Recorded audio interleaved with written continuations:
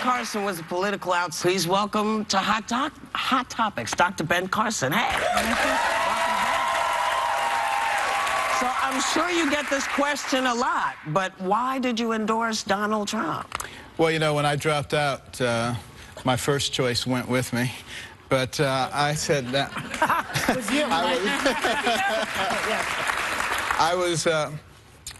you, I was going to remain neutral. But then I realized that, you know, the political establishment was aligning to protect their turf. And they don't like the idea of people who are not beholden to them and who cannot be controlled coming into Washington, D.C. And that was one of the reasons they didn't like me very much, but I was easier to get rid of than Donald Trump. Well, sir, I hate to ask this question, but you have aligned yourself with the man who has bashed. Why would you align yourself with that? Well, you know, you have to look at the good and the bad. There is no perfect person. No, I know that. But you know, you look at when Donald Trump first went down to Palm Beach area, and you know, a lot of the clubs down there would not accept Jews and blacks. He insisted on Jews and blacks and helped to break that open. So has he said some things that I wouldn't say or that you wouldn't say? Of course. But he was also sued by the Justice Department in the 70s for not allowing black tenants into his properties, and he settled with the Justice Department even though he didn't admit any liability, any wrongdoing. It's very clear to those of us in the law that that means that there was something amiss, and it was a significant consent decree. So the notion that he is a fan of the African-American community, I think is... Well, I will put it this way. I have met a lot of his employees, including African-Americans, and they have nothing but good things to say. Somebody who's hired as many people as he has hired, and you can find very few people who have anything negative to say. Well, what about then you have to look at his family. I always say one of the ways that you measure a person is looking at their children. And how do their children act? Well, one's a big game hunter. I'm not thrilled with that. Well, I mean, that's your privilege. But the fact of the matter is, you know, they have been raised very well. They're very respectful. And, you know, I look at a lot of kids who come from very wealthy families, and I am appalled at what I see. So there is no perfect person, but what I think is really the worst thing that threatens our nation right now is a political class, a ruling class, and they are so threatened by anybody who is not beholden to them, they will do virtually anything. And I think that's what's likely to destroy. You can say that till the cows come home, sir. This guy is, I'm sorry, he's a racist, and he's not good for the country. What's the alternative? I'm sorry, I don't understand. He's not said about the white supremacists. He hasn't really said to them, hey, listen, that's not what America stands for. He said, you know, it's too much. You're Ben Carson. You're so much better than this. Well, I am Ben Carson. And that's the very reason I'm doing this, is because I look at the big picture. Could I focus only on racial issues? Absolutely. Could I focus only on women's issues? Absolutely. I could look at any one little thing and pick anybody apart on it. But right now, the nature of our country is at stake. We are on the precipice, and we are determining what kind of nation we're going to be. Are we going to be a nation that's upformed by the people or upformed by the government? This is a choice that we are making right now. Okay, if you're going to overlook what he says about women, if you're going to overlook what he says about African Americans, what about what he said about you? It's all even. If it were about me, I would be offended. But it's about America. We have to save this nation. That is what's important. But he's a liar. Unless you say that you're a child molester, he's a liar. Do you want a liar for the presidency? Tell me a politician who doesn't tell lies. Abraham Lincoln. I don't know. A current day politician. But the lying that he does is continuous. It's on a regular basis. Well, again, Fact check goes berserk when he talks. He's got a long Pinocchio nose. What I have to do is look at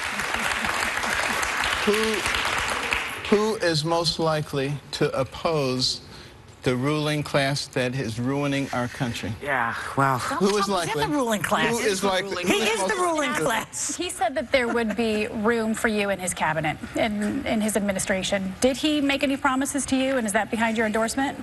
No, not at all.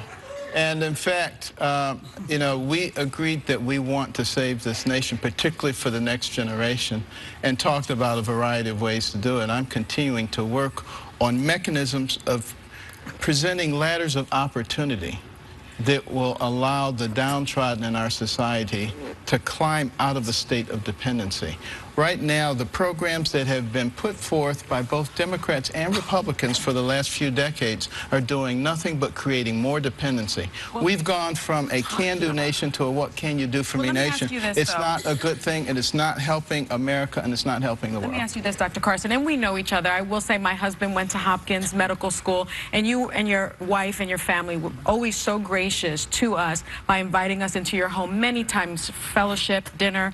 And so I know you are a man of family values. What do you make of the fact that Donald Trump just yesterday is attacking Ted Cruz's wife based on her looks? Look, I do and not has attacked other women. I do not condone any of that. I don't condone it from anybody. But you've endorsed him. Isn't that implicit in that endorsement? No. Aren't you implicit endorsing in the endorsement his behavior? Is not an endorsement of that we are heading down the exact same path that we have been on all along. These political types are very slick, and they get you to believe that everything's different now. Now we're going to be one.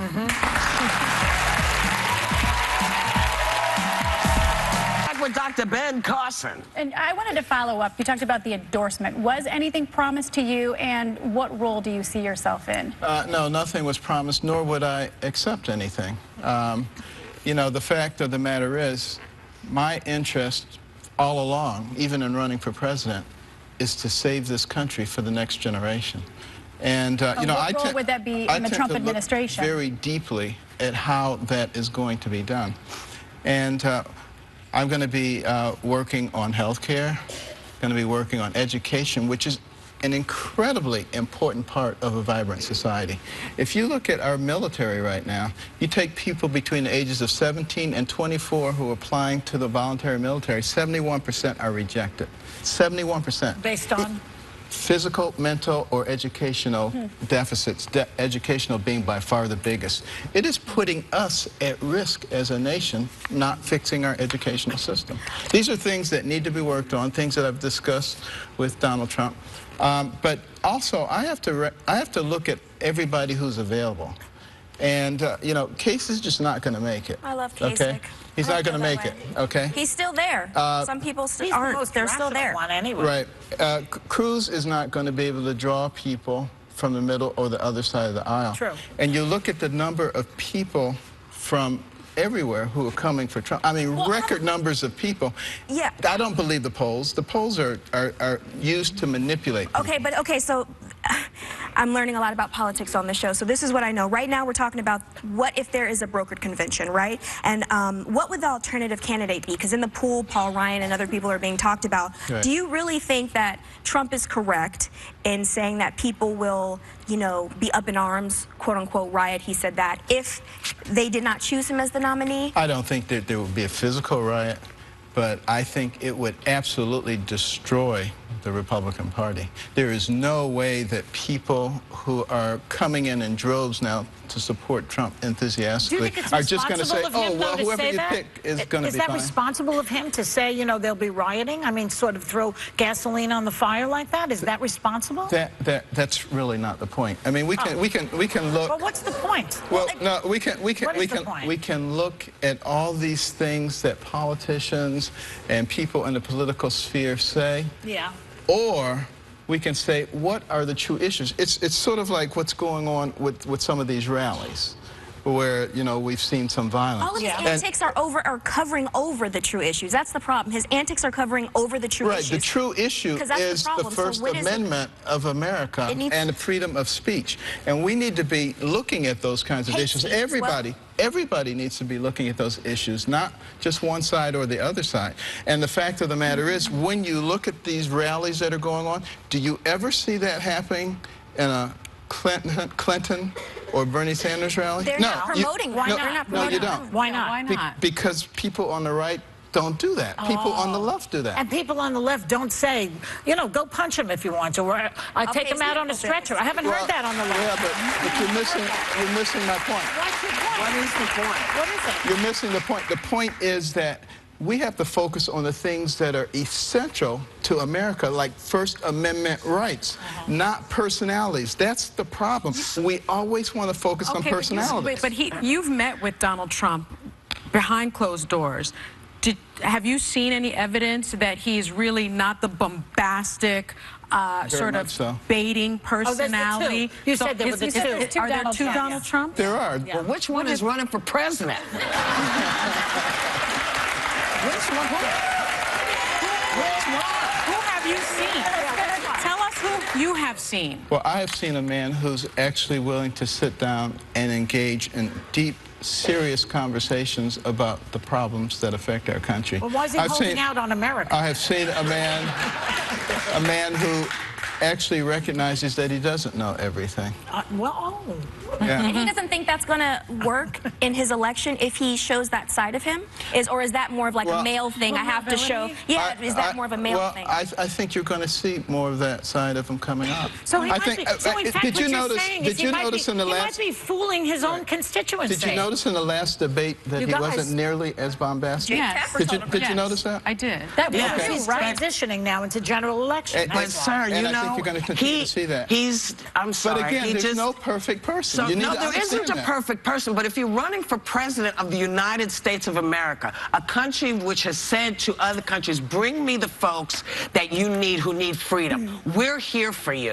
When you talk about Mexicans being rapists and murderers, when you talk to women, if he had spoken to your wife the way he's spoken to some of these women, would you take that, sir? Let me tell you something.